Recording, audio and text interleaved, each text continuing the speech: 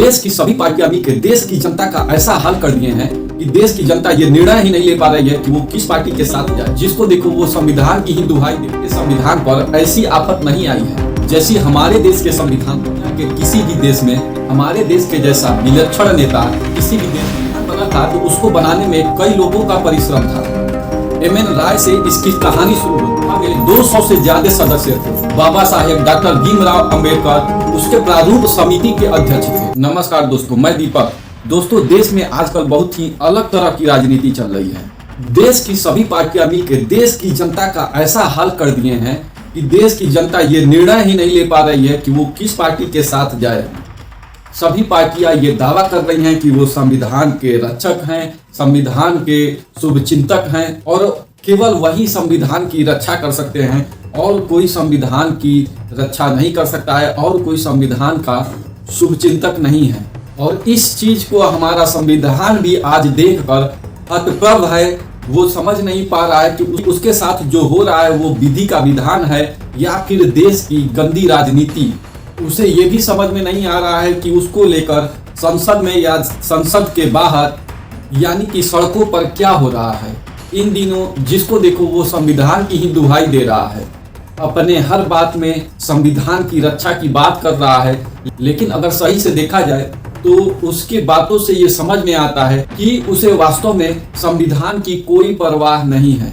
दुनिया में न जाने कितने देशों में संविधान है, पर किसी देश के संविधान पर ऐसी आफत नहीं आई है जैसी हमारे देश के संविधान पर आई है। जितना दर्द हमारे देश के संविधान को आज झेलना पड़ रहा है, उतना दर्द तो पूरे देश के संविधान को मिलकर भी नहीं झेलना पड़ा होगा। शायद हर देश के संविधान का दर्द हमारे ही देश के संविधान को झेलना पड़ रहा है। इसका कारण यह है कि शायद दुनिया के किसी भी देश में हमारे देश के जैसा विलक्षण नेता किसी भी देश में नहीं है। सबसे पहले तो संविधान यह सोचकर अचंभित है कि उसे सिर्फ नेता विशेष का संविधान क्यों बताया जा रहा है। अगर हम संविधान के प्रस्तावना को देखें तो उसका शुरुआत ही हम भारत के लोगों से होता है।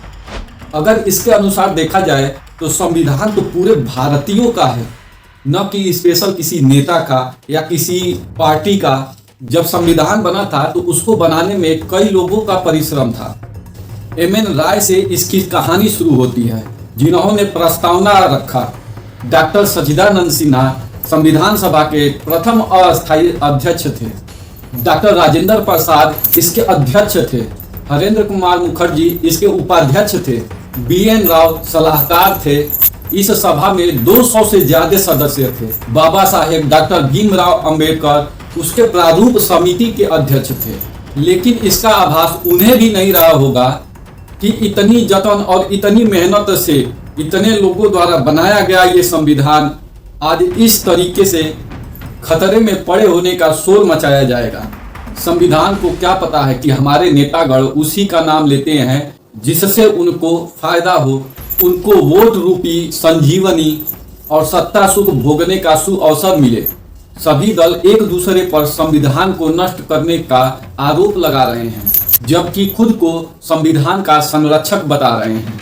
कोई शाहबानो केस का जिक्र कर रहा है तो कोई आपातकाल का जिक्र कर रहा है तो कोई अघोषित आपातकाल का जिक्र कर रहा है। सत्ता पक्ष और विरोधी एक दूसरे को संविधान संशोधन की नीयत रखने का आरोप लगा रहे हैं, जबकि संविधान संशोधन तो इसके पहले ही 100 बार हो चुका है।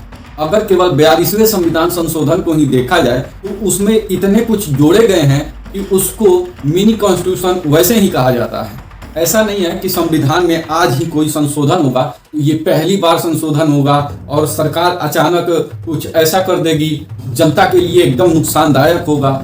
ऐसा कुछ नहीं है। लेकिन संविधान को ऐसे प्रस्तुत किया जा रहा है संशोधन को लेके कि संविधान आज खुद ही हैरान और परेशान है। इसके पहले भी संविधान में कई बार सबकी सम्मति से संशोधन हो चुके हैं, पर अब संविधान के किसी भी संशोधन की पहल पर संविधान बदलने और उसे नष्ट करने की बेतुकी बात होने लगती है।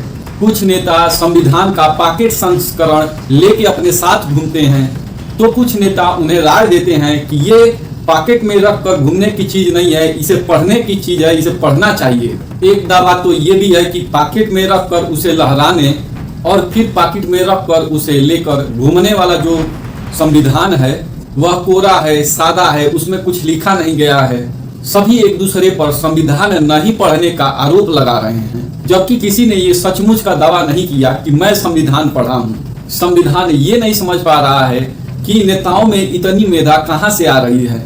वो जिस तरीके से एक दूसरे पर संविधान नहीं पढ़ने का आरोप लगाते हैं, संविधान को बचाने के लिए अपने आप को आगे खड़ा करने की कोशिश कर रहे हैं कि मैं ही संविधान बचाऊंगा, उस तरीके से सचमुच संविधान को बचाना है तो इस तरीके से हल्ला हो करके नहीं, उसे वास्तव में पढ़ के, समझ के, और जिस तरीके से बाबा भीमराव अंबेडकर ने संविधान को सजोकर बनाया था उस तरीके से उसे सजोकर रखने में है।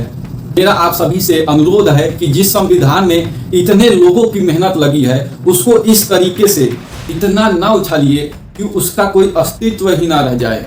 बाकी आप लोगों की क्या राय है ये हमें कमेंट बॉक्स में जरूर बताइएगा। आज के लिए फिलहाल इतना ही, मिलते हैं अपने अगले वीडियो में, तब तक के लिए धन्यवाद।